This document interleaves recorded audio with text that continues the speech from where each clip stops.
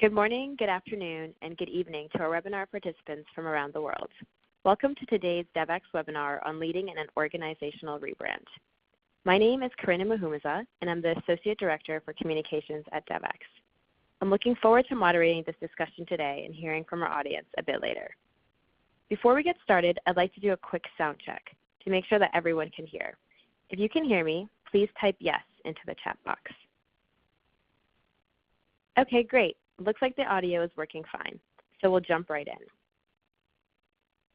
An organization's brand is often synonymous with its identity, and when it's time to change things up, the journey can often be long and complicated. Why rebrand, and what does it take to transition successfully? Today we'll be covering how to decide whether a rebrand is appropriate, how to get buy-in from stakeholders to move forward, and lessons learned from a recent organizational rebrand. We're excited to be joined by an expert on this topic. Carla Sandine is Path's Chief Marketing and Communications Officer, joining in 2016 to transform their brand experience and engagement strategy and oversee their institutional marketing and communications. In 2011, Carla Sandine founded Highway 20, a marketing firm that provided customer research, brand and marketing strategy, design, and digital marketing for a wide range of corporate, nonprofit, government, and political organizations and campaigns. Ms. Sandine previously has worked for the International Rescue Committee, a healthcare recruiting firm, and was a digital advertising consultant. We're looking forward to hearing from her today. Before we get started, I'd like to note that we will have plenty of time to answer your questions at the end. You'll be able to enter questions using the chat box in the Ready Talk window. Feel free to submit questions at any time during the webinar, and I'll be keeping track of them, and we'll try to get to as many as time allows. If you have any technical problems during the webinar, please send a message through the chat box, and one of my colleagues will assist you. I also wanted to note that the slides from today's presentation will be sent to you in an email following the webinar. And with that, let's get started. I wanted to get a sense of who's in the audience today, so I have a quick poll for you. Which of the following best describes your organization? I'll give everyone a minute to answer.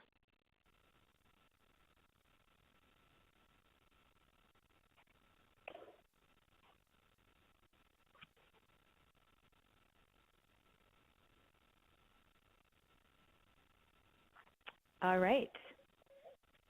Looks like most of you are mainly just curious. Some of you are thinking about a rebrand, and some of you are just in the middle.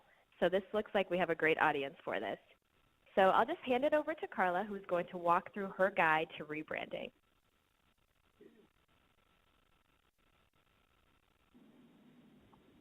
Great. Thanks so much, Corinne.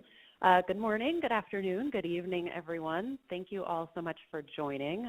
This is my first time joining the Devex team for one of these, and it's really exciting.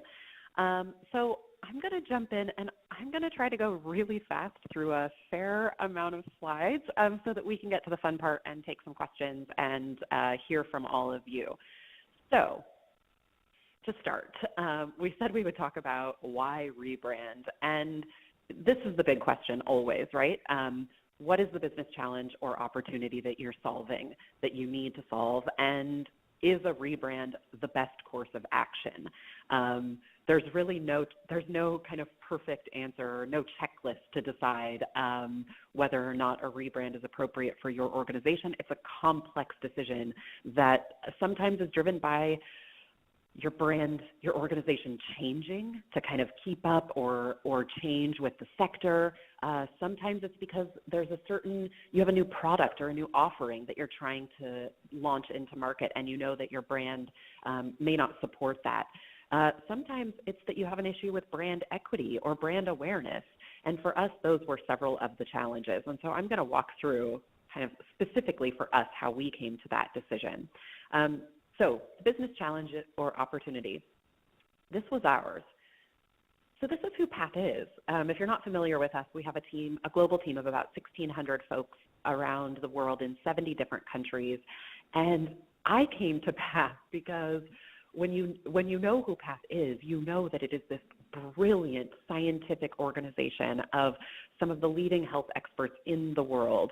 And we're all working toward this common goal of global equity. and solving some of the worst health inequities around the world. But our brand wasn't doing justice to the impact of our work. It was really strong sort of at the program level. If people knew us, our partners or donors often knew us for kind of like one of the things that we did really well. So they would know us for our malaria work or our technical expertise in vaccines, where we have some of the leading experts in the world. But people didn't necessarily know the scale and the breadth of our work, and the innovation side of our business wasn't globally understood. Our brand wasn't functioning as a cohesive system, which I know is not unique to us in this sector. It's also just not unique to the NGO sector. Our sub-brands weren't unified. We weren't telling our complete story, and it wasn't simple for people to tell. Our brand system was designed before, I'm holding up my iPhone, before these existed, and pretty importantly, it wasn't helping us generate revenue with new audiences where we have to diversify, which I'm sure many of you are familiar with that challenge.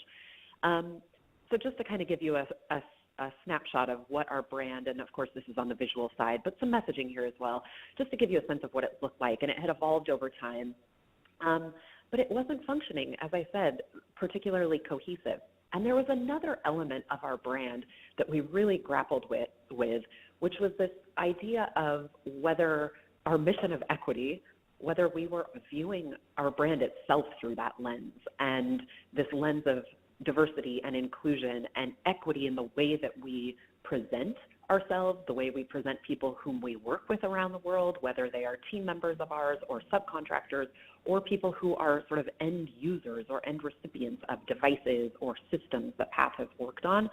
And like many NGOs, we thought a lot about this, and you'll see it reflected in the new brand that we ended up deciding to kind of shift our imagery and shift our messaging towards something that we think is far more inclusive. And I don't think our imagery was particularly offensive, sort of days of the past of a lot of nonprofit kind of marketing and imagery that I think folks know as kind of poverty porn in the sector. We weren't doing that. But it still warranted us taking a really hard look at the way we were presenting ourselves. So, and the last piece here, and when I've been talking about this internally at PATH for, over a year now, this is one of the things that I've been driving home on, and I think is really important. So when we say, what's the business challenge or opportunity, a rebrand may well be the answer, but it's probably not the only one. And so for us, we took a really hard look at what are all of the other systems and ways that we work, our model, that are contributing to those issues that we're facing, to us not seeming global, not seeming unified, et cetera. And these are some of them that we face. And again, I've talked to lots of others in the sector, and I know these are not unique to us.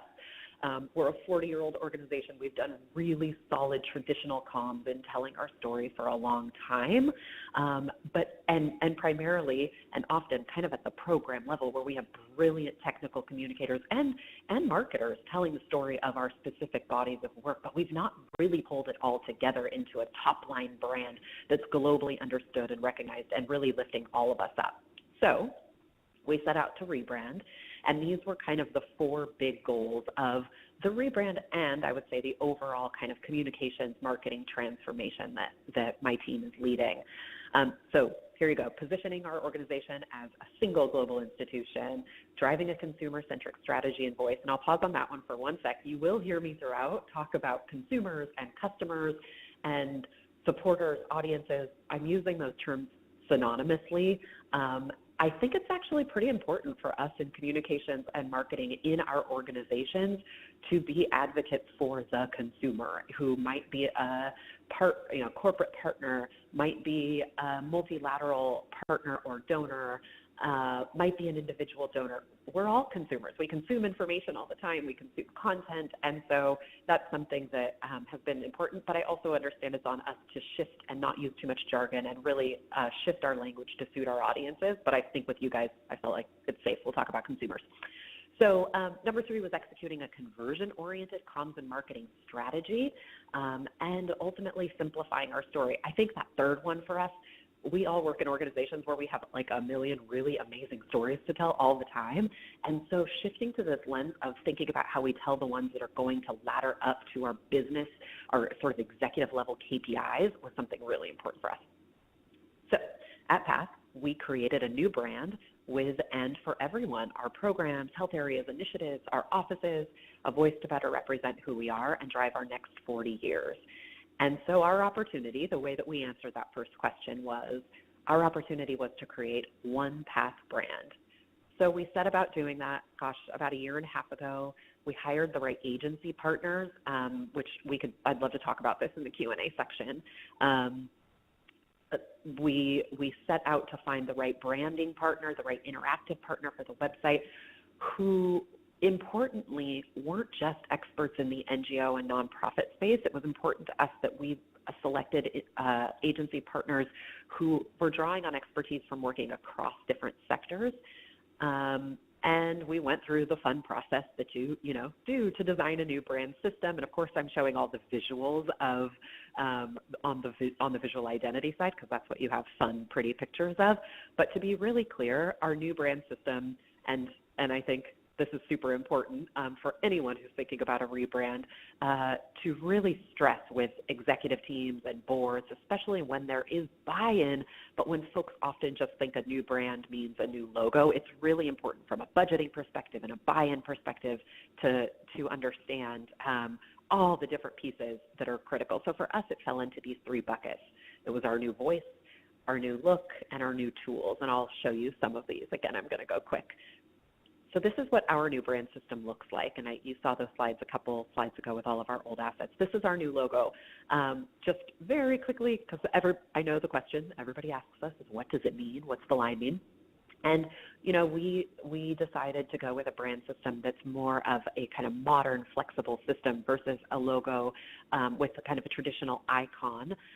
It was a hard decision. We went back and forth on it, but ultimately we decided on this brand logo with this line underneath. And in our 40 years, we've never really leaned into the name Path as sort of as a noun, and even as sort of directionally, like leaning into the analogy there. And so we decided to do that. And the logo itself kind of started with this idea of like a line that is a path that's really like underscoring who we are. And then we started to evolve it and think about like all of the different pieces that are Path, and ultimately came up with this intentionally sort of vague, not trying to specifically mean anything, but it's our code, it's our DNA, it's all the pieces that make up who we are. We know there's there's a manufacturing element to it, there's a digital element to it, and importantly, there's a human element to it. And here's how it kind of starts to come alive across our assets. And if you recall, I was talking about our imagery, and if you note here, the imagery starts to shift away from a lot of the photos of end recipients, who, that photography is, I think, can be very powerful sometimes in nonprofit communications, but I think a lot of us are missing out on sharing the really cool story of the behind the scenes of the people who work for our organizations, who are brilliant and like bringing these solutions to life around the world.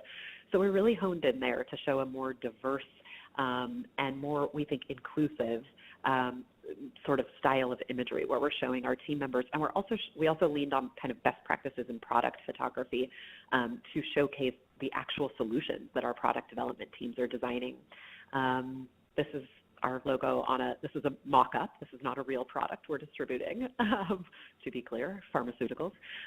We, as many of you I'm sure are, as an NGO that does a lot of scientific and health area work, we are prolific in a good way in developing reports and studies. But gosh, we have 1,600 people around the world often working on different pieces of research and reporting, and so we created a system for that to all come together in a really clean and consistent way, but with a little personality still. These are just some of the other assets. We overhauled our website. Again, you see this woman works for one of our partners in, I don't remember exactly which office, but you can see, again, the shift in our photography. And the other thing we wanted to do that we could also spend some time talking about, for a global organization, when you're developing a brand system, we had to you kind of have these decisions, like, do you create a brand system that is so pared down, that is so simple that basically nobody can mess it up, like a one color system with a really simple kind of overall system to work with, or do you create something that's much more bold and modern and has all these different pieces to draw from? And we kind of did both. We wanted for our advertising and marketing team that's doing fundraising to have this like bold, big, fun system to use, and so that's what you see here. But for the whole organization, our 1,600 people, we did pare it down to what you see here, where it's really two colors, it's strengthening the red and creating equity around it. But then our core marketing and graphic design team and comms team that sits with me can use the full palette. In the website development process, this was really cool. Our agency is this like really brilliant interactive agency whose biggest clients are Google and Nike and Snap. And so, like, we have nothing to teach them, of course, is kind of what we go into it thinking. And we couldn't have been more wrong about that. And one anecdote that's super cool that they talk about all the time is how when they dug into our analytics to redesign our website, they found all of these browsers and devices that they'd never designed for. So like what you see on the right is a really common type of phone with the Opera browser system or operating system that's used in a lot of places in the world where we have offices. And so it's really cool to kind of force them to design from most accessible up. Like we all know you design mobile first. This is even like a reach beyond that to designing most accessible first. So how can you design a site that can scale or degrade super gracefully in places where your devices and operating systems and browsers and even Wi-Fi connectivity are different. Just another kind of shot of the website, again, featuring our team members in a different light. We're a global organization, and so if you notice on our new website, you can't see it here, but when you go to like the where we work, which used to be, because we're headquartered in Seattle, it used to be like Seattle, here's how to contact Pat, la la la. Oh, also here's some of our other offices, and we completely democratized that. So if you go to where we work, you get all of our countries, all of our offices around the world on a level playing field. This is just another shot of the website. Okay, I'm almost done here.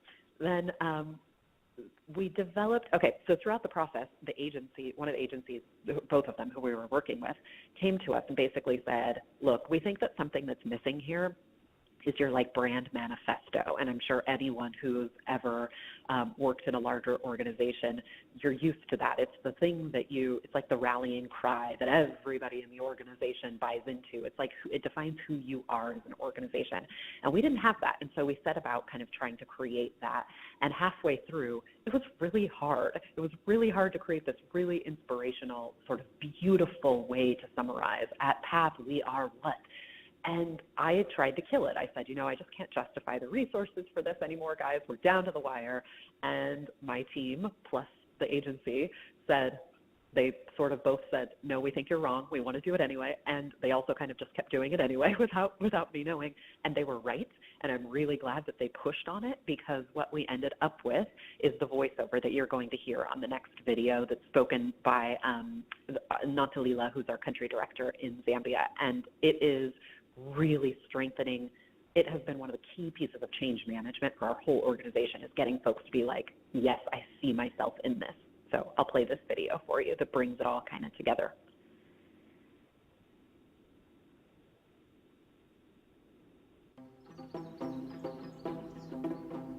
A path is a way forward.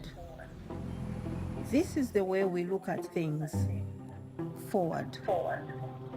Because not everyone gets a chance at progress. To grow, to be healthy, to have a voice, to live a full life. This inequality is in front of us, and we can look away or we can look ahead. We know that when people are healthy, all of humanity moves forward. Better health means stronger countries, growing markets, shifting economies, social progress. It turns problems into plans, research into innovation, and saves more lives in fewer lifetimes. This is what we do at Path. We are thoughtful, we are passionate, we are committed. and we are pursuing healthy progress for all.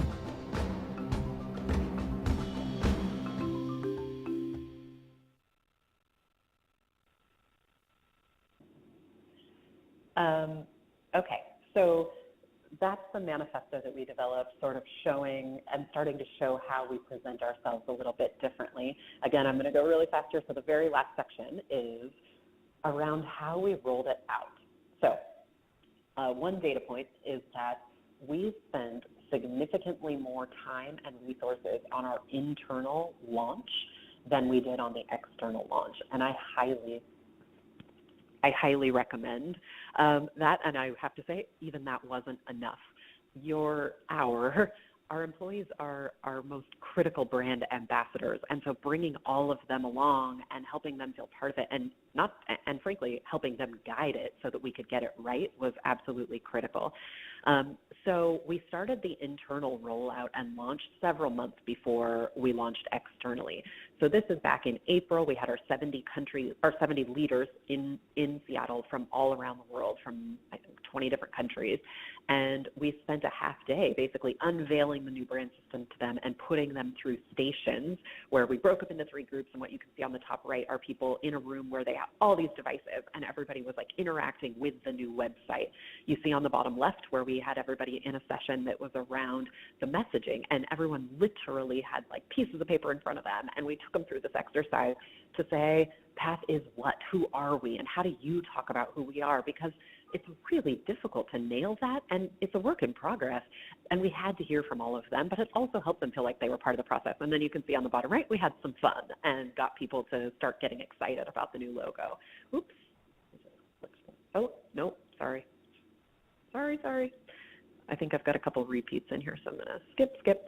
The other thing we did, what you see on the left here, I never thought I would get really excited about SharePoint, but I got excited. We all got very excited. We relaunched our internal SharePoint site for the whole organization, and I have to say, it was a good decision because it brought the brand to life, and we created this single place where anybody from the organization could come and get all of this information and assets about the new brand.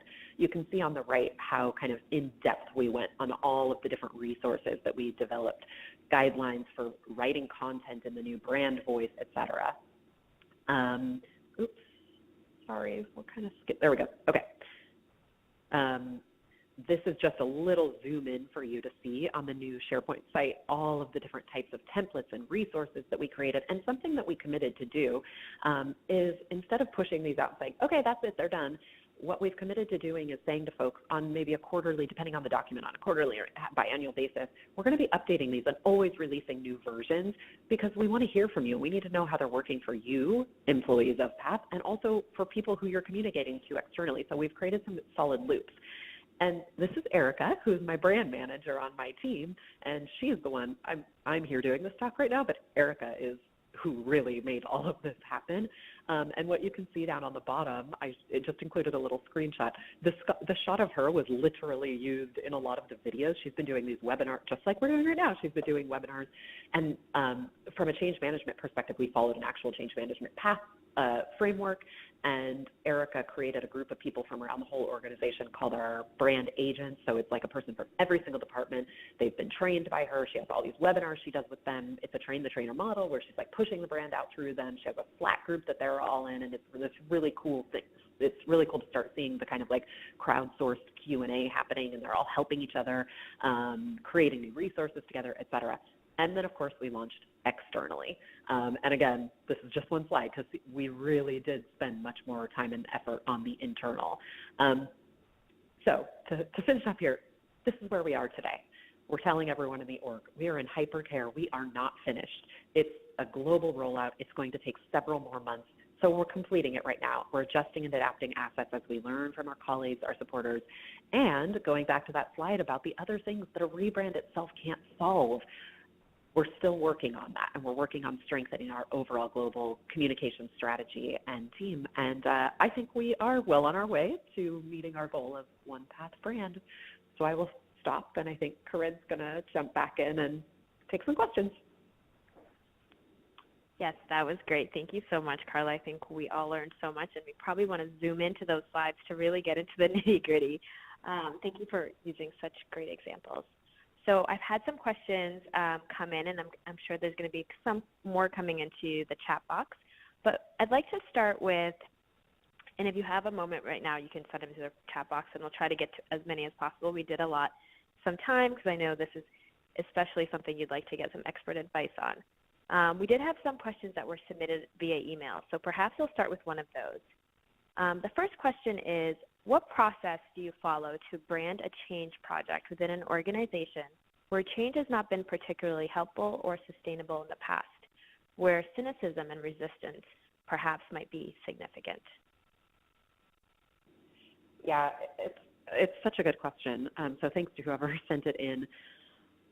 I have to say, so again, we focused so much of our resources on the internal, but backing all the way up, I think that it's the number one thing that I have to stress for any rebrand, and frankly, to the point, I know the person who sent the question obviously knows this, any big change like this, getting the change management right and probably using a framework like we did, a change management framework where you really zoom in on who the different groups of stakeholders are and what they need and how you need them, I think is really critical. So early on, we did that, and we identified people around the organization whose input we needed to frankly inform the brand work itself. And those are at varying levels, right? So there's people who needed to inform what the new brand needed to do for us. There's people who had a completely different set of inputs around what the brand wasn't doing for us.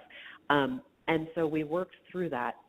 For us, the good news is our executive team and our CEO were already bought in that we needed to rebrand, so I didn't have a hard sell to do there, but I've definitely been on that side of it. And I can say my best advice is use data as much as possible to try to make the case if you truly believe it's right for the organization. One thing about brand that's interesting when it comes to change management that I think we don't feel in a lot of other massive sort of changes around organizations is that everyone in the organization feels like an owner of the brand, which is good. You want that, and they're not wrong, but it makes it particularly complex. Unlike, we rolled out a new financial system this year. It was huge. It took 4 years for this massive change initiative to come to life, and people were very involved, and people were super helpful, et cetera. But people didn't feel they owned it, like they feel like they own the brand. Again, we want that. But it takes a different level of listening, and, I have to say, if I could do one thing differently, it would have been to put even more time, effort, emphasis on listening around the organization and bringing people in and letting people inform every step along the way. And it's tough. You're juggling not having enough time, pressure from the CEO and the board. But that is the one thing that I wish we had spent more time on. So I hope that's a helpful answer. Great. We have a few more questions. Zahara says, I'm curious about your comms team structure. Did you hire new staff for the rebrand or work with a staff that was already in place? Yeah, that is such a good question. Okay, so our comms structure. So my team, which I will just refer to as our corporate comms and marketing team, is about 30 people, and we are the corporate comms department. So we do all the institutional comms, media relations, internal comms, et cetera. We also are the marketing for fundraising department. So we do like sales enablement. We actually run marketing, fundraising campaigns, et cetera. Then we also are basically like the in-house agency for the whole organization. So folks hire us to do their creative production, et cetera. So just for a little bit of context there. Around the rest of the organization, in our programs, there are probably about 130 folks who some portion, a meaningful portion of their job is spent on communications of some kind. And so in my structure, so it's a little bit of a both and. In my team, so Erica, who I showed you her cute photo, Erica was a project manager on our team who primarily was working actually on the website at the time. And when we decided to go full steam into the rebrand, we shifted her position to be basically the program manager for the rebrand, and she worked directly with the agency. We did the same with another person's role on my team where he became basically the PM for specifically the website project. And now that we've completed the brand launch, Erica's role has shifted, and she is now our full-time brand manager because we decided we needed one of those. So I think that, every structure is going to be different, and what's right for you is going to be different. But I think that it's all about making smart decisions with the information that you have at the time and shifting to keep up and shifting to do your best with what you need. And we've got some other changes coming like that where we're saying, you know what, we've rolled this out and we're seeing where we could be a lot stronger if we had different capabilities, or if we kind of up-leveled some people's roles to make sure that they're kind of seen around the organization a different way, et cetera. And also, again, really pulling in those 130 people around the org who we absolutely need, both in terms of informing what we're doing and then also in terms of helping us be brand ambassadors. Great. A question from Drew. He asks, is it better to rebrand when an organization is at the beginning or end of big contract phases or in the middle of them? What is the reputational risk to rebranding between big initiatives versus midstream of one? Such a good question. So for us, there's no time where we are not at the beginning, in the middle, and at the end of major contracts, just given our size. Having said that, one of the things that we did early on was we did some brand strategy it was light research, but we did some thinking and some research to understand which of our different audience groups, our brand, where was our brand working well for us and where was it not working well for us. And so the area where we weren't seeing huge issues with our brand was actually with our institutional donors. We have grown in revenue there over several years. So I'm talking about like the USAIDs or the Gates Foundations. And so what we did, but there was a huge opportunity cost happening with other audiences where they didn't understand who we were, and our brand was not, it wasn't doing us it wasn't helping us. And so what we did was we decided that we needed to kind of lean the brand a little bit, overcorrect a little bit towards these different audiences, but we had to take care along the way of the solid relationships we have with those donors. And so I think that would be my advice. It's about what your business challenge or opportunity is. It's about the budget. Like, your contracts are one factor that you absolutely have to consider. But I guess I would think of it more through the lens of, if your business needs it now, then think about how you can do some really strong stakeholder management with those people, help them feel like they're part of the process, ask them what they wish your brand was doing better, et cetera. So bring them along versus, I guess, maybe versus waiting for a contract to end. A question from Mariana in London. My question relates to securing buy-in from donors at the outset and demonstrating the value to donors once the rebrand is launched. What insights and data did the past team rely on to communicate this value? That's a great question also. I know I'm saying they're all great questions. They are. So this is another area. At the time you're doing your best and you think you're communicating to people so well. But this is one where I think in hindsight, we definitely could have done more. But a couple things here. One thing is that there is really strong data out there around fundraising and the fundraising's relationship to brand equity and brand awareness. And I think that one data point that we've been using a lot, and I don't have it off the top of my head right now, but it's something to the effect of 65% of donors say that they give to organizations that have strong brand awareness or something like that. And so pair that for us, we paired that with some data that we had that said even in our home market, I think our brand awareness was like less than 5%. So that's going to be different for everybody, and the type of donors you're talking about are going to be different for everyone. But again, lean on data as much as you possibly can. When it was time to launch, I think we did some things really well with our donors, and I think we did some things not very well. And that's how marketing and comms often is, right? You learn along the way. I think that one thing we did with our donors is we tried to really, really focus on what they were not getting from us from the brand. So we heard from our donors for a very long time. Like, you guys don't make it easy for us to talk about you. I love Path. I love you guys, but I try to tell my friends who you are, and it's incredibly difficult. So when we were telling them, okay, we're rebranding, that was one of the main talking points that we really honed in on was, we've heard you, so what do you need the brand to do? I will say, though, where I would caution, and this is from, learning from our own mistakes, I think when you rebrand, a lot of donors instantly are going to say, does this mean you're changing? Is your mission changing?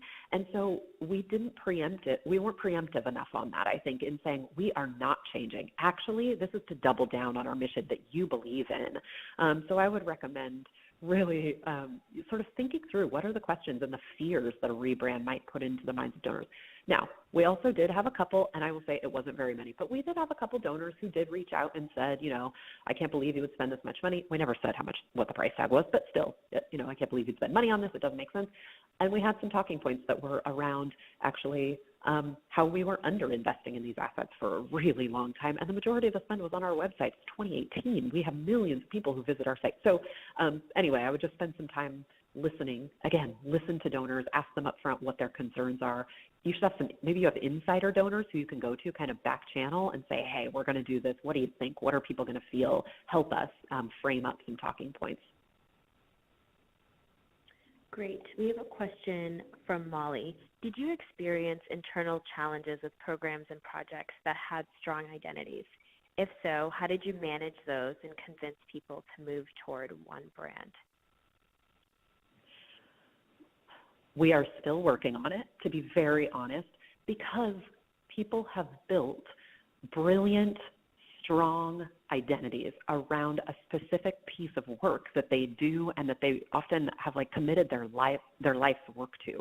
And so the idea that we're just coming in and saying, okay, it's one brand and nothing else exists anymore, I think some programs probably feel like that's what we were doing. And that's not what we want. But we've been trying to find the right balance. And the reality is that you kind of need both in parts, right? What we needed to do was sell everyone on the idea that the corporate brand, the main brand, the overarching umbrella, master brand of Path, if it were stronger, it would help all of us. It's the whole raise all ships, whatever that the tide raises all ships. I don't know what the analogy is. And so I think we did a lot of that, and I think people they believed that. We were not.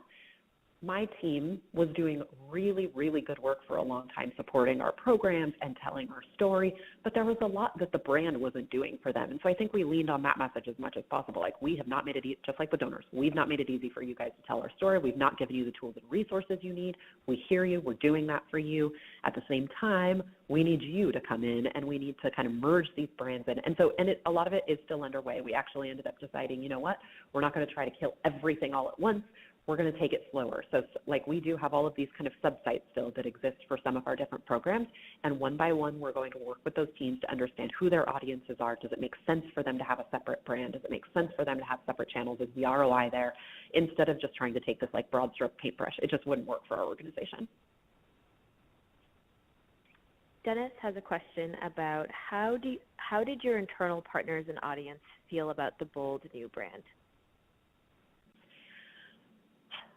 I think that with any rebrand, it's a mix.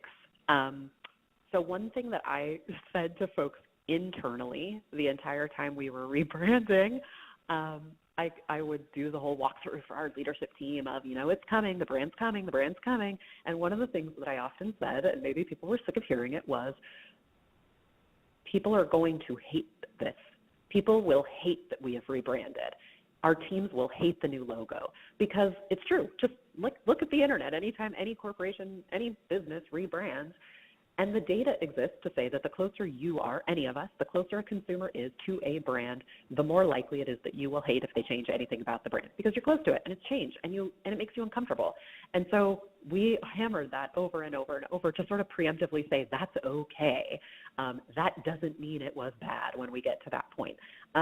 So I think so that was something that we did a lot of internally. We did a little bit of it externally. But I would say, I think it's a mix. I think we've heard from a ton of donors and external partners. I've heard from my peers from other organizations that they love the bold brand. They feel like they feel like it really represents who Path is better than our old brand was. And then they also feel like, I think we've heard from a lot of folks who've said they love seeing a brand in our space, in our sector, kind of be more bold. And so that exists. And then we've also heard from people, again, who have said that they miss the old brand. They like things about it. They don't want us to get away from XYZ. So we're listening to all of that. We're not being reactive about any of it. We're listening, we're understanding, and we're adjusting along the way, because it's subjective. Like, there's so much about rebranding on the creative side, right? That's subjective, and we're all going to have to see it through a different lens. And that's something that we did a lot of change management about with our teams. When you first see the logo, it's okay if you don't like it. Don't try to read into it. Everyone's going to see something different. That's okay. So, we have a question here about, what would you recommend as the most essential thing when doing just a website rebrand? Is it smart to just have a website rebrand versus a whole brand system rebrand? Yeah, absolutely. And I think it can be incredibly, incredibly effective. So back to slide number 1, right? What's the business challenge or opportunity that you're solving? Oftentimes, a brand refresh, so a couple things here, right? On one end of the spectrum is a full-on rebrand where you're starting from the ground up, which is essentially what we did. Several steps back from that is a brand refresh where you might say, okay, we're not going to throw the whole thing out. We're not going to start over because either A, we have too much brand equity built already, B, we don't have the budget to do it well, C, our brand doesn't need that, but there are little tweaks maybe that we need to make. And I think that can often be incredibly effective. And actually, I think boards do this, C-suite leaders do this, marketers do this. We often get excited about a full rebrand, and so we go all the way there. And it isn't always needed. And actually, if you think about a lot of the kind of major, even like the Fortune 500s that rebrand, often they're refreshing. If you notice that they're like these small tweaks that are sometimes made to the systems or the typography, et cetera. So a brand refresh in itself, I think, is often, I recommend starting there actually to say, in the thought process, start there and say, would this solve the business challenge or opportunity that we're facing right now? I would think about the website in the exact same way. Your website, gosh, we use all these analogies all the time, right? But it's like your building. It's the front door to your organization. And so while it's the place where your brand is coming through, I see them as very kind of distinct. The decision-making process to get to deciding on a new brand versus or a new website, I see as quite different processes. For us, if our website had been everything we needed and working really well for us, we would have just rebranded, and then we would have worked the new brand into our existing site. That wasn't the case. We had a 25,000-page website. Our analytics showed that users weren't finding what they needed. It wasn't working well on modern devices, and so we knew that we needed to redesign the website regardless if we touched the brand. So I actually think, though, go back to that question, what is the business problem you're trying to solve? And if it's really a messaging problem or if it's a user, like getting people involved with the organization problem, you might be able to solve that through, yes, maybe a new website, / a new type of marketing and communication strategy. We have a question here from Yasir. How will you ensure compliance with the brand playbook across your offices in different countries? Yeah, so this is in part why Erica has a full-time job on my team now as our brand manager. And so that's step number 1, and Erica has done a really good job of, it's 2 things. You need the governance in place. You need the rules. But if you can do as much as possible upstream in the types of training and resources, making it as simple as possible for people to use the new brand system and be compliant, then you're going to have to do a lot less brand policing down the line. Now, she's still doing brand policing. That's going to happen. But the other thing, for us, the kind of concept of brand policing, and I think we need a new word for that because I don't love any war or police metaphors, but it's the one that we all use. I think that concept for us, and I think for a lot of NGOs, it's not something that we've invested in and really trained people to get used to, where if you've worked in a corporation before that has a strong brand, the HQ brand management is, it's coming, and you get really used to the brand manager kind of, squashing a lot of things, and we just don't have that culture, and so we're doing it in a different way. But I would say that it's a combination of us trying to create easy-to-use assets, really clear governance, really clear templates that make it easy for people, but then also it's resourcing it, and it's making sure that people know we're going to be looking at everything and approving everything at a different level of rigor than we've had in the past. I have a question from Jennifer. She says, do you need to have regular audits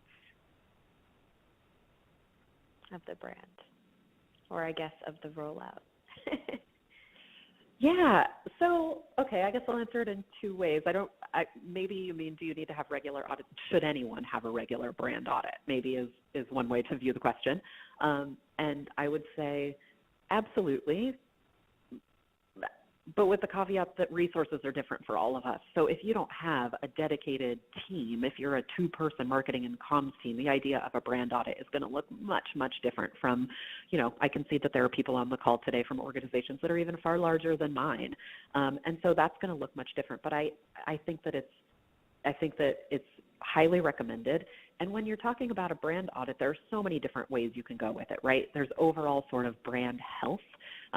There's diving into a deeper level of around specific markets or specific consumer segments that matter to you. How's the brand performing for you with these different segments? There's kind of the, sort of simple like net promoter way to go about it. That's less about the brand system and more about how's your organization seen, and do people like working with you, which should inform the brand. But yeah, I think it's a really good idea that organizations often don't have the budget to be able to do. For us, now that we have rebranded, I would say that it's a combination of kind of this ongoing, again, through Erica's work, where she's always in touch now with folks around the organization who are using the brand, et cetera. That's one piece of it. But the other thing that we're going to start doing, and we haven't done it yet, so I'll let you know how it goes in the future, is we've been talking about how we can create some kind of survey to our employees where maybe on every other twice a year, maybe it's quarterly, but probably it's twice a year. We're going out to all of our employees and asking them, how are these things working for you? What are you hearing from people? What do you need? And then we are able to bring that into our budgeting and planning for the following year to say, okay, the top 5 things that we heard from our employees around the org were that they wish we would make these updates to the decks, and they wish that we had these types of resources. So we're going to prioritize them for next year. So we're going to try to launch that soon. We have Karima wanted you to go back to the 3 pillars that you mentioned. I think she's referring to the new look, voice, and tools. Cool. Let's do it. Let me go find that slide. And I'll pause on it so you can screenshot it if it's helpful. Whoops. One sec.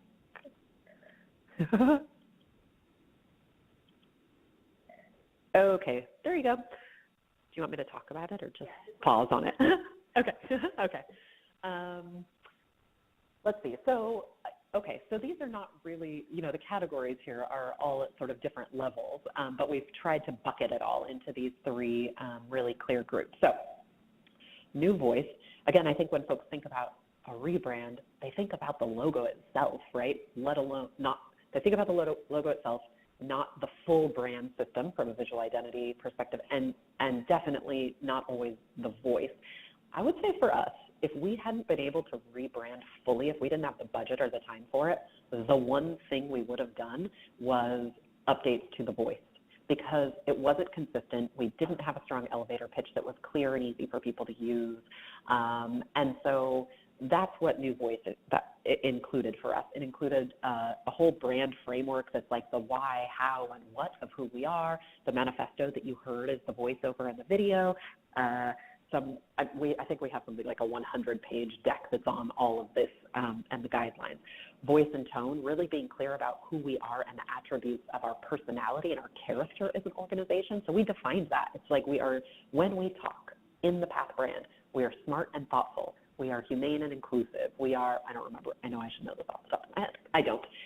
And then also we worked through several versions of external messaging. And, you know, when we started this process, our CEO was like, we need a tagline, please, because it's really hard. We're not all saying the same thing about who we are, and our name is not helping us. No one knows what that means.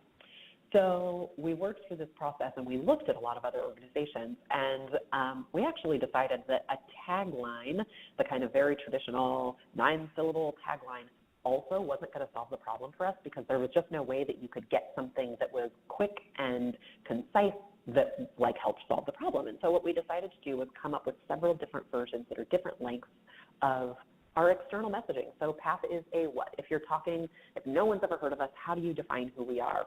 PATH is a blank. If you have a little bit more space and it's a written form, how would you maybe describe who we are? We're a team of, we do these things. So that's what the external messaging is. And that's been this like not ongoing, really collaborative process where even to this day, people are coming in and saying, hey, what if we had a line that was this? And so we've kind of tried to create it as like, and this is all on our SharePoint site, or the whole page about messaging. And we've tried to create like these blocks that people can draw from. So if you're, doing a pitch and you need to be able to put a paragraph in about our talent or our different value propositions, here they are. So that's the voice. New look is obvious. It's everything you've seen that we've been talking about. It's the logo itself, the whole visual system, the art direction, the photography. One pretty cool thing, if you go to our new website and you go to the leadership page, actually that slide you saw earlier that shows all the photos of some folks on our team. In the past, we either didn't have photos of our leaders on the website, yeah, that one, or they were, candidly, they were really, it was somewhat uneven, I guess I will say, in terms of who had really high quality photos, leaders who sit in the U.S., and who had pretty low quality photos that were super pixelated and like maybe taken outside would be people who are running, like someone who's running our office in Zambia or something, for example.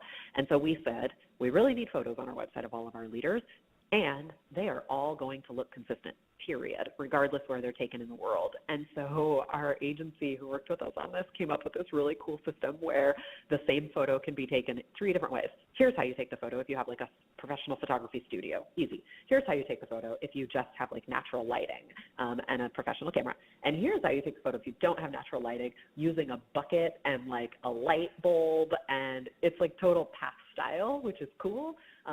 It really reflects the brand itself. So that was something that was important to us. And then, will you go back to thanks. Your Sumedha's way quicker than I am. And then on the third bucket there, the new tools. And again, gosh, this is where like you could do number 1 and number 2 all day long, but if you don't have number 3, the tools, how are you going to get people to use it? But that's the thing that's often overlooked. So the brand book and brand guidelines are 2 separate things. The brand book is a condensed version of the new brand that is like short and sweet, to the point. It's inspiring. It has a manifesto in it. It tells you kind of like the basic rules. Here's how to use the logo that everybody in the organization should have. The brand guidelines is very dense. It's long, and it gives you detailed instructions on how to use every single aspect of the brand system. Photography guidelines, publishing, and then, of course, the website guidelines. So, and I'm sure there's stuff now, looking back, that we are missing here, actually. But I think that I wish that we had put this together, actually, before we rebranded to help sort of set expectations of what a big lift something like this is. Great. Thank you for going back to that. A question from Craig. At any point, did you feel that you were forcing any of your programs to rebrand? I'm laughing. No. I know I joked about it, but it still feels like we are doing some of that change management work, which is true. I never felt like we were forcing any of our programs to rebrand. I think that our leaders and our program comms leaders around the organization, again, everybody agrees that this was needed. I think that, in fact, we ended up having this kind of lopsided situation where you have these teams, some program comms teams around the organization who have built really talented teams and really strong brands that in some cases were doing some things right that we weren't even doing with the main brand. And so I think that there was absolute kind of agreement that it needed to happen.